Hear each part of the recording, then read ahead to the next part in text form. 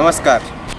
आज हमारे साथ एक ऐसी शख्सियत है जिनका नाम बताने की ज़रूरत शायद अब नहीं रही है। हमारे साथ हैं एक ऐसे सरपंच, एक ऐसे गांव के सरपंच, वर्चुअल वर्ल्ड के ऐसे ऑनलाइन गांव के जो आजकल लाखों लोगों की खबर ले भी रहे हैं और खबरें लोगों तक पहुंचा भी रहे हैं। इनका परिचय यही है कि ये बड़े होकर किसान बनेंगे, किस्से बोएंगे, फ़िलहाल उखाड़ रहे हैं साहित्य, सिनेमा और समाज के किस्से।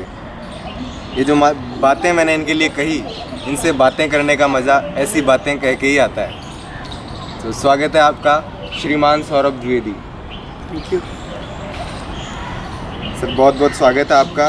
आपने हमारे लिए समय निकाला। सबसे पहला प्रश्न आपके लिए ये कि जो द लल्लन टॉप वेबसाइट है, उसमें लल्लन टॉप का मतलब आपके हिसाब से क्या है?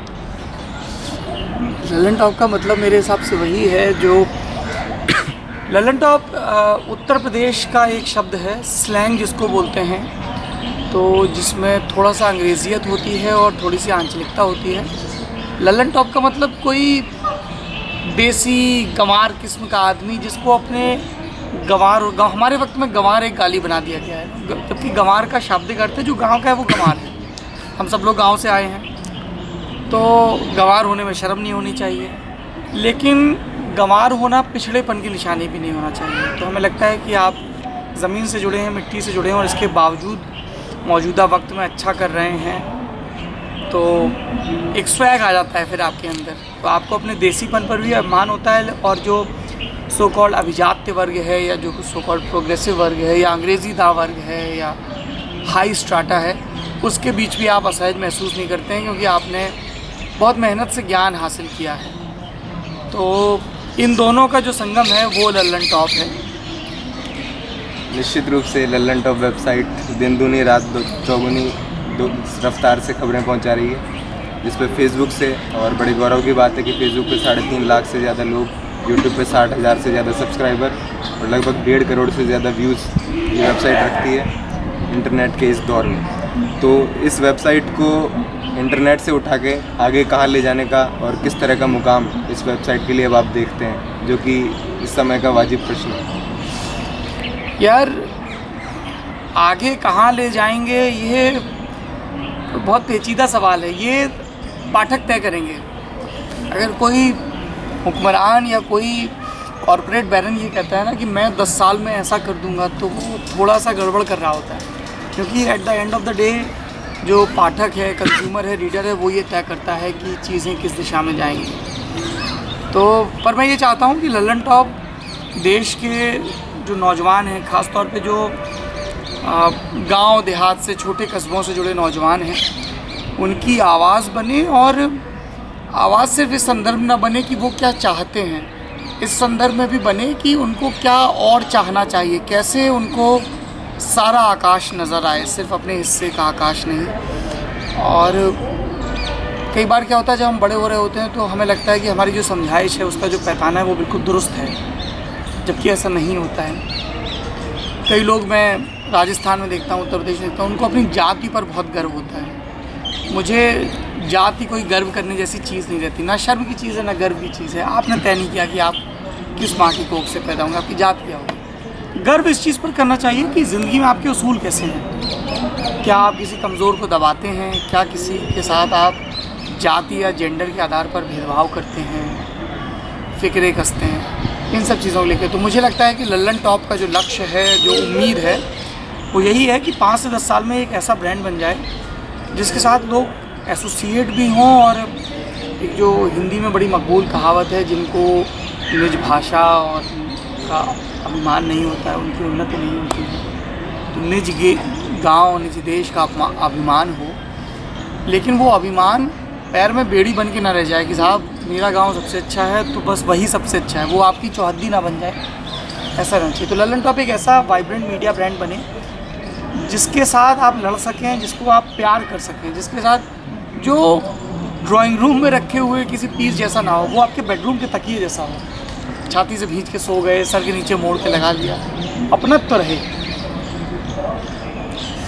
तो निश्चित रूप से ये बात तो आपने सही कही है। और आप पॉलिटिकल किस्से सुनाते हैं, कहानियाँ सुनाते हैं, एक कविता रोज़ सुनाते हैं, तो इस वाइड स्प्रेड कवरेज वाली वेबसाइट, जिसमें लगभग हर तरह की खबर, साहित्य, सिनेमा, समाज, संगीत, हर तरह की बात कवर होती है जो कि आमजन से और उच्च वर्ग हर तरह के लोगों से जुड़ी होती है, तो इस वेबसाइट की शुरुआत का विचार आपको कब, कैसे आया, और साथ ही इस और आपका पहला कदम क्या था कि क्या पहला काम करना है? वेबसाइट का मैं 8-9 साल से पत्रकारिता कर रहा हूँ। अभी तो जहन में कई बार आता रहता था कि यार ये चीज़ें जैसे चल रही हैं, मज़ा नहीं आ रहा है। आप किसी नौजवान से बात करिए तो वो उसको भी मज़ा नहीं आ रहा है। तो मुझे लगा कि क्या कुछ रोज़ में हिंदी पत्रकारिता और उस पत्रकारिता की भाषा और ये सब चाचा और ताऊओं के ज़माने की बात हो जाएगी, क्योंकि जितने नए आ रहे हैं सबको आगे बढ़ना है। तो आगे बढ़ने के लिए उनको चेतन भगत और टाइम्स ऑफ इंडिया पढ़ना है और स्टार मूवीज़ देखनी है, जिसमें कोई बुराई नहीं है, ना चेतन भगत पढ़ने में, ना टाइम्स ऑफ इंडिया, ना स्टार मूवीज़ देखने में। लेकिन सिर्फ उतना ही नहीं है। तो ऐसे दिमाग में चीज़ें थी। जेडीयू में पढ़ाई करते थे, देखते थे लोग बहुत अलग अलग स्ट्रीम के, अलग अलग रीजन के लोग हैं, सबके विचार अलग अलग हैं, और किसी के विचार आपसे अलग हैं तो ज़रूरी नहीं कि वो बुरा हो जाए। भाषा के स्तर पे वो चीज़ें दिखती थी कि सिनेमा में, सिनेमा के संगीत में बहुत खिलंदड़पन है। ऐड आप देखें तो बहुत खिलंदड़पन है, वो बहता पानी है, पानी ठहर जाता है तो बदबू मारने लगता है। ये पहले भी सही था, आज भी सही है। मुझे लगा कि हिंदी की पत्रकारिता ठहर गई है, जो थोड़ी बहुत चल भी रही है वो बाज़ार के धक्के से चल रही है, और अंग्रेज़ी का स्फीयर ये तय कर रहा है कि हिंदी को कितना और किस तरह से आधुनिक होना चाहिए, मतलब इंग्लिश वाले एजेंडा सेट कर रहे हैं। तो कोशिश शुरू हुई, एक कंप्यूटर की स्क्रीन पे एक नोटपैड खोला और एक नाम लिखा, लल्लन टॉप। मैंने कहा अच्छा, अगर ये लल्लन टॉप हो जाता है, एक कल्पना थी बस, ये हवाई बात, तो कैसा होगा। जब आपने कह तो दिया कि चीज़ें ठीक नहीं हैं, तो फिर ठीक चीज़ें कैसे होंगी। मैं लिखना शुरू किया कि लोग हमेशा शुरू करते हैं कि ये होगा, मैं ये करूँगा, वो करूँगा। मैंने कहा थोड़ा उल्टा चलते हैं, तो पहले ये तय कर लेते हैं कि क्या नहीं करूँगा। तो हमने कहा कि गॉसिप नहीं करेंगे, कौन सी हीरोइन किस हीरो के साथ सोई, किसके साथ नहीं सोई, कहाँ, ये उनका निजी मामला है यार। किसके बेडरूम में क्या हो रहा है, किसका ब्रेकअप हो रहा है, किसकी, मुझे क्या लेना देना है इससे। किसी की फ़िल्म रिलीज़ हो रही है और वो फिल्म ये कह रही है कि आप 200-250 रुपये खर्च करके फिल्म देखने आए, तब मेरा लेना देना है कि भाई फिल्म के बारे में आप एक दावा कर रहे हैं, प्रॉमिस कर रहे हैं। वैसे ही पॉलिटिशियंस के बारे में था कि वो एक आया उसने बयान दिया, दूसरा आया उसने बयान दिया, उसके पीछे की सियासत क्या है ये नहीं था। लिटरेचर के बारे में अरविंद की समझ बना दी गई थी हिंदी जर्नलिज्म में कि चलता नहीं है, लोग पढ़ते नहीं, बल्कि तो आजकल कुछ और ही पढ़ते हैं। तो ये बहुत सारी समझ थी। तो हमने पहले लिखा कि क्या नहीं करना है। तो हमने तय किया कि हम देखें हॉट तस्वीरें वाली जर्नलिज्म नहीं करेंगे, जहाँ पे किसी औरत के कपड़े गिर गए सावधानीवश और उस पर 5 तस्वीरें खींच गई, तो उसके साथ कैप्शन लगा दिए गए और शब्द लिख दिए गए हॉट। मतलब क्या है, वो औरत है कि कोई सतह है जिस पे आपने थर्मामीटर लगा के उसका टेम्परेचर नाप दिया, कैसे हॉट होगी। तो ये तय किया क्या नहीं करना है। तो फिर उसके बाद हुआ कि इसके बाद क्या क्या कर सकते हैं। ऐसे सिलसिला शुरू हुआ, साथी जुड़ते गए। टीम मुझे बहुत कमाल की मिल गई, सौभाग्य कह लीजिए, थोड़ा समझ साफ थी, और टीम में नॉन जर्नलिज्म बैकग्राउंड के काफ़ी लोग हैं। तो मतलब मैं भी हर दिन, मेरे लिए नया दिन होता है, सीखता हूँ उनकी संगत में कि अच्छा चीज़ें ऐसे भी हो सकती हैं, क्योंकि पत्रकारिता में 2 और 2 का जोड़ 4 नहीं होता, गलत नहीं। निश्चित रूप से आज हम पेरेंट तहखाना ऐसे टाइटल्स और कैटेगरीज़ के साथ आपने खबर पहुंचाना और प्रस्तुत करना क्यों उचित समझा, क्यों पसंद किया? यार एक मार्केटिंग में चीज़ होती है जिसको बोलते हैं रिकॉल वैल्यू। जैसे आपको 10 साबुन के सैंपल दिखाए जाएंगे ना, एक का नाम होगा स्वच्छ, एक का नाम होगा झाग, एक का नाम होगा फिर ना कुछ। तो जब आप, चूँकि बहुत सारी वेबसाइट्स थी जब हम लोगों ने शुरू किया, 1 साल ही हुआ अभी, तो हमें था कि 2 चीज़ें हों।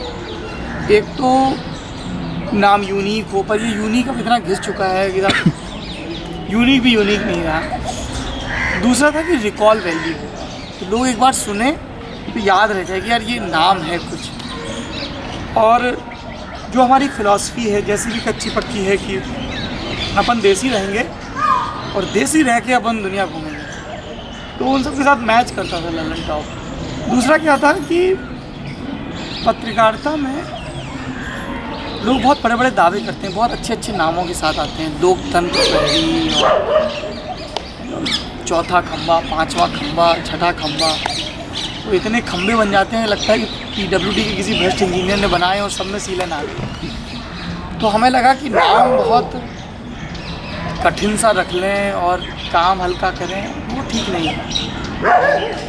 नाम मज़ेदार हो, काम आपका गंभीर भी हो और मज़ेदार भी हो।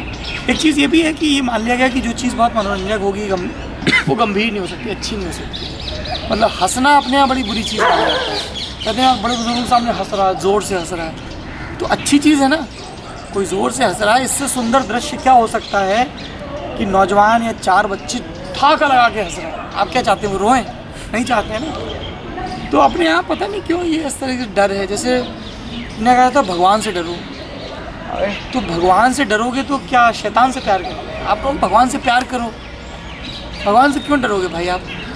तो वैसी चीज़ है, तो वहाँ से ये नाम आया और चलने को। वे कौन सी बातें हैं, कौन सी ऐसी खासियत है आपकी पत्रकारिता में और द लल्लन टॉप में, जिनके आधार पर कहा जा सकता है कि द लल्लन टॉप की, आप ही के शब्दों में, कि द लल्लन टॉप की दूसरी कोई ब्रांच नहीं है? द लल्लन टॉप की खासियत इसके रीडर्स हैं। मतलब जैसे मैंने पहले कहा, मैं 9 साल से पत्रकारिता में हूँ और कई अलग अलग संस्थानों में काम किया। जिस तरीके का हम जुड़ाव देखते हैं ना कि कुछ भी गलत चला जाए तो लोग लड़ने आ जाते हैं, ऐसा कैसे लिख दिया, आपसे ये उम्मीद नहीं थी, ये बहुत बड़ी चीज़ है। ये आज के वक्त में जब इतने सारे दिस समथिंग लाइक कि आप समोसा खरीदने जाओ, समोसा ख़राब होगा, आप जाओ उसको गाली दोगे तो वक्त तैयार नहीं आऊँगा, पर वो आते हैं और लड़ते हैं। और एक है कि आप जाओ कहो कि आपने कैसे ख़राब दे दिया, हम तो बड़े भरोसे के साथ आए। तो भरोसा जो अकीदा बड़ी चीज़ है। तो जब हम ये कहते हैं हमारी कोई दूसरी ब्रांच नहीं, तो हमारा यही मतलब होता है कि हमने चूँकि किसी भीड़ चाल में शुरू नहीं की हैं चीज़ें, और कहीं कोई हमारा छिपा हुआ पॉलिटिकल एजेंडा नहीं है, कहीं और से हमारी डोरियाँ नहीं खींची जा रही हैं, या जैसे हम लोग मजाक में कहते हैं कि हम लोग मीडिया वाले हैं, राडिया वाले नहीं हैं, व्यंग की चीज़ है। तो वैसा है, इसलिए हमें लगता है कोई दूसरी ब्रांच नहीं। पर मैं चाहता हूँ कि लल्लन टॉप से भी बेहतर और वेबसाइट्स हों जो माँ माटी मानूस की बात करें, और कोशिशें हो रही हैं, मतलब क्योंकि ये बहुत ही पिछली चीज़ है कि साहब हमने कर दिया, वैसा कुछ होना नहीं चाहिए। बिल्कुल हो, अच्छा हो, क्योंकि अंततः इससे हिंदी और हिंदी से ज़्यादा हिंदी समाज का भला होगा। एक विराट कोहली मैच नहीं जीतता है, एक सचिन तेंदुलकर वो बहुत अच्छा स्कोर कर सकता है, आपको भरोसा नहीं सकता है, पर इट टेक्स 11 चाहिए आपको पार लाने के लिए। तो हिंदी की पत्रकारिता बदले और अच्छी हो, और तेवरदार हो, और पैसे वाली हो, और ताकतवर हो। इसके लिए ज़रूरी है कि कई हाथ लगें। निश्चित रूप से सही कहा। जो आप सौरभ द्विवेदी जी आपको बड़े बड़े लोगों के, पॉलिटिशियंस के, पत्रकारों के, साहित्यकारों के, सिनेमा, संगीत, टेलीविज़न के बड़ी बड़ी पर्सनालिटीज़ के साथ इंटरव्यू लेते हुए मिल जाएंगे।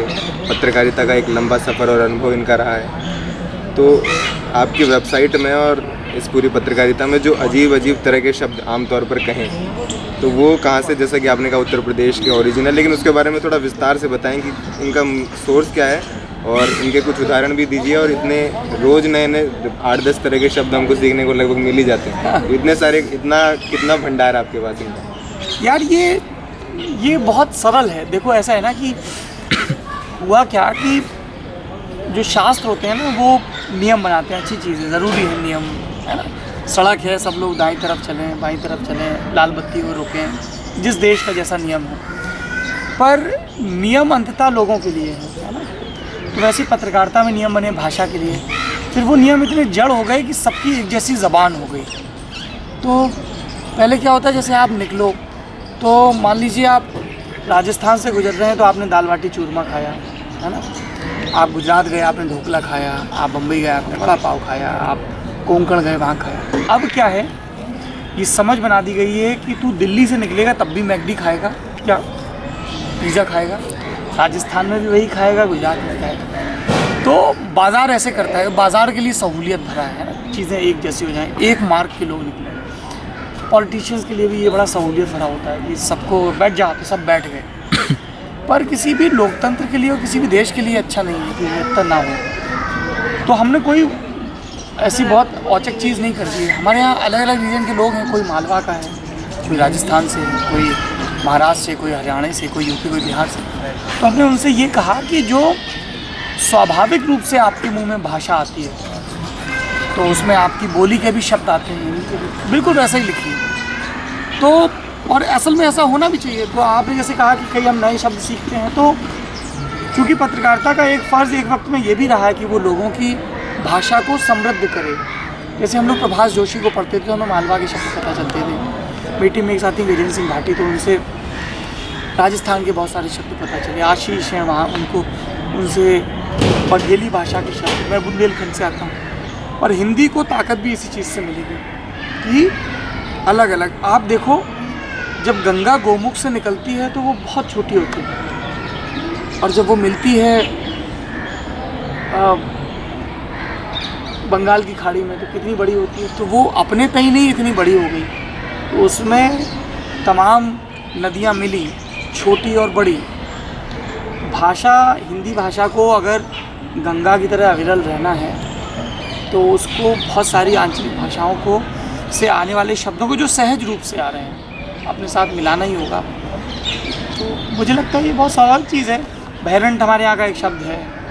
कोई भी चीज़ वो बहुत ही अजीबोगरीब सी हो, अच्छी सी हो, यूनिक सी हो, उसको बहरंट बोलते हैं। भोकाल हमारे यहाँ शब्द बहुत चलता है। तो वैसे जैसे रीवा के आसपास एक शब्द चलता है बदमाश, बिल्ली के बदमाश बच्चे के लिए चगड़, तो वो चगड़ वर्ड चलता है। तो ऐसे अलग अलग शब्द आ जाते हैं। साहित्य से भी आपका गहरा लगाव रहा है और लगातार चल ही रहा है। तो साहित्य में, कविताओं में, लेखन में क्या कुछ कर चुके हैं और इन दिनों क्या कर रहे हैं? मैंने कुछ नहीं किया है साहित्य में। खूब सारी किताबें पढ़ता हूँ और जवाहरलाल नेहरू विश्वविद्यालय JNU दिल्ली में, वहाँ से हिंदी लिटरेचर में MA किया है, फिर किया है। मैं बचपन में कविताएं वगैरह लिखता था, फिर अपनी प्रेमिका के लिए कुछ एक कविताएं लिखी और फिर वो इत्तेफाक से प्रेमिका पत्नी बन गई, तो अभी भी उनके लिए लिखता हूँ, पर वो बहुत निजी चीज़ है। एक दो कहानियों की किताबें हैं जिन पे काम कर रहा हूँ अभी। राम सिया दुबे के पेट में घोड़ा है ऐसे करके एक किताब आने वाली है। कहानियाँ हैं उसमें, प्ले लिस्ट करके देखिए। थोड़ी फुर्सत मिले तो ये आ जाए, पर थोड़ी सी तड़प रहती है कहानियाँ लिखने की। पढ़ने का तो बहुत शौक़ है, पॉलिटिक्स में पढ़ता रहता हूँ लिटरेचर पे। कई लोगों को तो पूरा कोशिश की कि आद्यंत पढ़ लूँ। निर्मल वर्मा है, राहिमा सुमेधा साहब हैं, मनोहर श्याम जोशी हैं, शमशेर बहादुर को पढ़ना बहुत अच्छा लगता है, केदारनाथ से। अंग्रेज़ी में भी ऐसे ही है, खोज के पढ़ता हूँ। मार्केस का तो सब लोग नाम लेते हैं। कोई मेरा बहुत योगदान नहीं साहित्य में, बस साहित्य का हो रहा हूँ, बस कहीं भी बिछा दिया जाए, लोग उस पर आके बैठ जाएँ सुनने। तो निश्चित रूप से एडिटर का ऐसा स्वभाव है, ऐसी सोच है और ऐसे विचार हैं, तो माहौल भी न्यूज़ रूम का लल्लन टॉप ही रहता होगा। बहुत लल्लन टॉप रहता है, बहुत लड़ते हैं, झगड़ते हैं हम लोग, और बहुत बहस होती है कि ये चीज़ ऐसी क्यों लिख दी है, हमने ये खबर क्यों की, और की तो इस एंगल से क्यों की। ऐसे खूब लड़ाई झगड़ा होता है और खूब पार्टी करते हैं हम लोग एक परिवार की तरह। तो खुश हो जाएंगे तो एक दूसरे को छाती से खींच लेंगे सब लड़के लड़कियाँ, दुखी हो जाएंगे तो रोने लगेंगे, चीखने लगेंगे, सर पटक देंगे। गाने बजते रहते हैं हमेशा नए पुराने न्यूज़ रूम में। खूब पार्टी करते हैं हम लोग। मेरे घर पे आएंगे, किसी और साथी घर पे आ जाएंगे। परिवार जैसा है एक्चुअली, वो नौकरी जैसा है नहीं। मज़ा आता है उस काम करने में। घड़ी की सुई देख के काम नहीं करता। लल्लन टॉप का पहला जन्मदिन आप मना ही चुके हैं और इन दिनों आपने शुरुआत भी की है एक नई कि द लल्लन टॉप शो आप लेके जा रहे हैं। हाँ, इसके बारे में कुछ बताएं। तो हम लोग चूँकि वेबसाइट चलाते हैं तो बहुत सारे लोगों का चीज़ है, वेबसाइट तो ठीक है, पर जिन लोगों के आप इंटरव्यू करते हैं न्यूज़ रूम में, या जो लोग उनके इंटरव्यू करते हैं उनके बारे में क्या, तो हमें लगा कि अभी जो सारी चीज़ें होती हैं ग्राउंड पे वो बहुत ही वेल रिहर्स्ड, वेल ऑर्केस्ट्रेटेड सी होती है, नकली सी लगती है, रॉ नहीं है। सेलिब्रिटी आया, उससे पहले से तय 5 सवाल पूछे गए, उसने नपी तुली मुस्कान के साथ जवाब दिए, या तय हो गया तो एक कंट्रोवर्शियल सा जवाब दे दिया तो हेडलाइन बन गई, पब्लिसिटी हो गई। पर असल में ऐसा होता नहीं था। हमें लगा कि जैसे हम लोग यहाँ दफ्तर में अड्डेबाजी करते हैं वैसे ही रीडर्स के साथ बैठ के भी अड्डेबाजी की जाए। तो उसका पहला एक बहुत ही छोटा सा प्रयोग हम लोगों ने साहित्य आज तक में किया था। वहाँ पे ललन टॉप अड्डा बनाया और वहाँ पे बहुत लोग आए। और जैसा मैं बार बार कहता हूँ कि ये पाठक ही हमारी ताकत है, वो हौसला मिल जाता है। आपने कुछ लिखा और किसी ने आके आपको कह दिया कि नहीं साहब ये चीज़ थोड़ी सी सही लगी, तो आपको लगता है कुछ सही जा रहा है, हिम्मत मिल जाती है ना, ये आप कुछ कर रहे हैं और किसी बुज़ुर्ग की धाप मिल गई। तो जब यहाँ पे अच्छा रिस्पांस मिला तो मुंबई से कई हमारे पाठक कहते थे कि आप लोगों ने दिल्ली में किया, मुंबई में क्यों नहीं किया। तो हमने कहा कि पाठक का आदेश सर आंखों पे, मुंबई में किया वो और ज़्यादा सफल हो गया। तब इतने लोग आए कि वहाँ बैठने और खड़े होने की जगह नहीं थी, बाहर खड़ा होना पड़ा। तो ये सिलसिला अब शुरू हुआ है और अब ये चलेगा ही सिलसिला। अलग अलग शहरों में, जयपुर में भी आएंगे, अलग अलग शहरों में साल में कम से कम एक बार ललन टॉप शो लेकर जाएंगे। और वहाँ पे बिल्कुल ऐसे ही होगा, खुली सी बातचीत होगी, स्क्रिप्टेड सी नहीं होगी। क्योंकि चाहे विचार हो चाहे व्यक्ति हो, अगर आप उनको छू नहीं सकते, महसूस नहीं कर सकते, तो आप उनके साथ अपनावा नहीं कर सकते। फिर वो मंदिर में बैठे देवता जैसे हो सकते हैं कि दूर से नमस्ते कर लो, कोई चढ़ा लो। इंसानों को वैसे नहीं होना चाहिए। और एक हेलमेट न पहनने पर जुर्माना, साइकिल वाले का कटा चालान। तो इस तरह की खबरों को पत्रकारिता और लोकप्रियता की दृष्टि से, जो कि पत्रकारिता से इतर भी कही जा सकती है, उनको आप कितना ज़रूरी या गैर ज़रूरी मानते हैं? देखो बस, पत्रकारों को ये गलतफहमी दूर कर लेनी चाहिए कि वो ये तय करेंगे क्या ज़रूरी और क्या गैर ज़रूरी है। वो ये बता सकते हैं कि क्या सही है क्या गलत, और वो इसलिए बता सकते हैं क्योंकि कई बार क्या होता है कि भीड़ क्षणिक आवेश में या उन्माद में कोई फैसला लेती है और हो सकता है वो फैसला ठीक ना हो। वो बाबरी मस्जिद का ध्वंस भी हो सकता है, वो जलीकट्टू के समर्थन या उसके विरोध वाली बहसें, कुछ भी हो सकता है। ऐसा हो सकता है लोग ठीक हों, बहुमत हो सकता है, पर ये ज़रूरी नहीं कि बहुमत हमेशा सही हो। क्योंकि अगर बहुमत सही होता तो सुकरात को हम आज नहीं पढ़ते, क्योंकि बहुमत ने उसे गलत साबित कर दिया था उसके वक्त में। तो सही गलत का फ़र्क तो बताना चाहिए अपनी समझ भर, बाकी ज़रूरी गैर ज़रूरी लोग तय करते हैं। और क्या थाली होती है ना, थाली में रोटी होती है, अगर आपको से कोलेस्ट्रॉल हाई है तो आप सूखी रोटी खाओगे, पर थाली में सिर्फ रोटी नहीं होती, थोड़ी चटनी होती है, दाल होती है, सब्ज़ी होती है, सलाद होती है, अलग अलग फ्लेवर होते हैं। तो कोई ये कहे कि मैं सिर्फ इस तरह की मज़ेदार खबरें करूँगा, हो सकता है उनकी कॉल। हमने ये तय किया कि हम थाली सजाएंगे घर वाली, सब कुछ अपनापे से भरा होगा, सिलबट्टे की चटनी होगी, दाल होगी, सब्ज़ी होगी, गर्म होगा, विविधता होगी। तो इस तरह खबरें लोग याद आती हैं, मज़ेदार चीज़ें। आप देखो 4 लोग बैठे चाय वाले पे, मतलब पता है वहाँ क्या हुआ था, वहाँ जा रहे थे तो ऐसा हो गया, ऐसी बात करते हैं ना लोग। तो ये खबरों में क्यों नहीं आ सकता, क्या बुराई है इसमें? लिटरेचर फेस्ट में जो आजकल हो रहा है, हर शहर में लगभग आयोजन होने लगे हैं, हर महीने कितने सारे हो जाते हैं। तो इनमें किस तरह का देखते हैं आप कि वास्तव में साहित्य पे चर्चा हो रही है या साहित्य की मार्केटिंग के नाम पे कुछ और ही मार्केटिंग हो रही है? बॉस, अच्छी चीज़ है ना, साहित्य हो रहा है, मतलब कैसे भी हो रहा है। मार्केटिंग भी के लिए भी आपको किताब चाहिए ना। सपोज आपने एक किताब लिखी तभी तो उस पर चर्चा होगी ना। तो अगर ये तय करें कि इनको चर्चा चाहिए तो इनको किताब लिखनी होगी, इसमें बुरा क्या है? बाकी मैं व्यक्तिगत रूप से बहुत साहित्य उत्सवों में नहीं जा पाता हूँ अपने काम के चलते और ड्यूटियों के चलते, पर मुझे नहीं लगता कि इसमें कुछ बुराई है। मतलब मार्केटिंग को हमने इतना गलीज, इतना बुरा क्यों मान लिया? मार्केटिंग चीज़ों की होती है। देखो, आप कोई एक अच्छी फिल्म आती है, घटिया फिल्म आती है, दोनों की मार्केटिंग होती है। अच्छी फिल्म चल जाती है, घटिया फिल्म नहीं चलती है। तो मार्केटिंग सब कुछ नहीं कर सकती ना मार्केट, लेकिन ज़रूरी भी कई बार कोई बहुत अच्छी फिल्म आती है छोटे बजट की, जो इसकी मार्केटिंग नहीं होती है, बाद में पता चलता है कि साहब ये तो बड़ी अच्छी फिल्म थी। तो मार्केटिंग कोई इतनी बुरी चीज़ नहीं है। और याद रखिए, दिया वो जलेगा जिसमें तेल होगा, कितनी भी मार्केटिंग कर लें, है ना। तो अच्छा है, साहित्य पे बात हो रही, किताबों पे बात हो रही है। और जो भी इस वीडियो को देख रहा हो, एक भी व्यक्ति, हमारे घरों में पूजा का कमरा होता है, सोने का कमरा होता है, किताबों का कोई कोना नहीं होता। और किताबों के नाम पे सिर्फ बच्चों के कोर्स की किताबें आती हैं या एक अखबार आ जाता है। ये बहुत ख़तरनाक चीज़ है। हम लोग हर वक्त फ़ोन में लगे रहते हैं, हर वक्त टीवी में लगे रहते हैं, कंप्यूटर में। आप घर में किताबों का कोना बना लीजिए, घर की बहुत सारी दिक्कतें ख़त्म हो जाएंगी, आपके बच्चों में आप में पढ़ने की आदत आ जाएगी, ठहराव आ जाएगा। और ये बहुत महंगा नहीं है, किताबें बहुत महंगी नहीं आती हैं। एक so called box office hit film का 250-300 रुपये में टिकट आता है, 250-300 रुपये में बहुत सारी अच्छी किताबें आती हैं। तो किताबें लेके आइए, किताबों की खूब उत्सव, अच्छी चीज़ है। बिल्कुल, आपसे ऐसे ही सार्थक जवाब की उम्मीद थी, क्योंकि होना ही चाहिए ऐसे आयोजन, चाहे मार्केटिंग हो, लेकिन मूल मार्केटिंग और पहुंच तो साहित्य की ही हो रही है। आपने बहुत देर तक हमसे बात की, सारे विषयों को पकड़ा, सारे विषयों को जकड़ा और जवाब भी दिए, बहुत अच्छा लगा। और थैंक यू वेरी मच।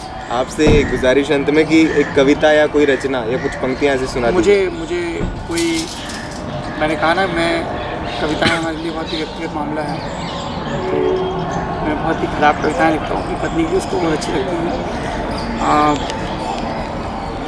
एक कुछ पंक्तियाँ हैं जो शमशेर बहादुर की हैं, जो मुझे बहुत पसंद हैं कि हाँ तुम मुझसे प्यार करो जैसे मछलियाँ लहरों से करती हैं जिनमें वो फंसने नहीं आती। हाँ तुम मुझसे प्यार करो जैसे हवाएं मेरे सीने से करती हैं, जिसे वो गहराई तक दबा नहीं पाती।